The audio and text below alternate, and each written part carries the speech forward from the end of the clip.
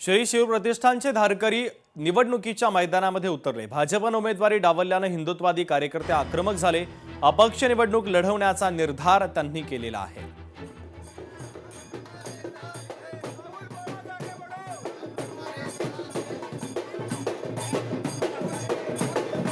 माझं नाव राहुल सुरेश बोळास। मी प्रभाग 14 ड मधून उमेदवारीचा अर्ज पक्षाकडे मागणी केलेली आहे व पहिल्यापासून आमच्या कुटुंब जनसंघापासून बोळास फॅमिली ही जनसंघापासून कट्टर हिंदुत्ववादी म्हणून या भागामध्ये काम करते।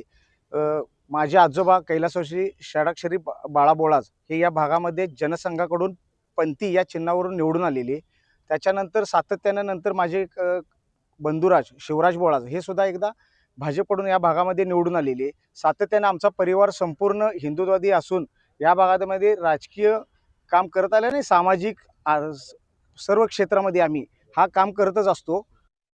नवी मुंबईमध्ये महाविकास आघाडीची जागा वाटपावर चर्चा सुरू आहे। शरद पवारांची राष्ट्रवादी, ठाकरेंची शिवसेना आणि मनसे आणि काँग्रेस एकत्र लढणार आहे। आज रात्रीपर्यंत महाविकास आघाडीचं चित्र स्पष्ट होण्याचा अंदाज आहे। महाविकास आघाडी अजित पवारांना सोबत घेणार नसल्याची माहिती आहे।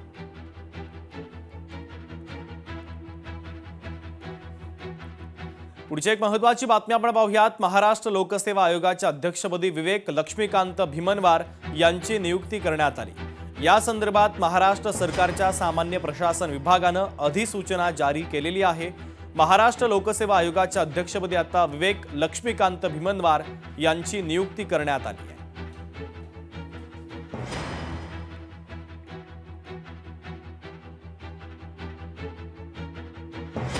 काँग्रेसचे उमेदवार प्रवीण चौबे यांच्याकडून उमेदवारी अर्ज दाखल करण्यात आला। अर्ज दाखल करताना प्रभागात उत्साहाचं वातावरण होतं। प्रभाग क्रमांक 3 मध्ये चुरशीची लढत होण्याची शक्यता आहे। तर प्रदीप चौबे यांच्याकडून उमेदवारी अर्ज दाखल करण्यात आलेला आहे। काँग्रेसचे उमेदवार प्रदीप चौबे यांनी उमेदवारी अर्ज दाखल केला। मोठं शक्ती प्रदर्शन करत त्यांनी आपला उमेदवारी अर्ज दाखल केलेला आहे।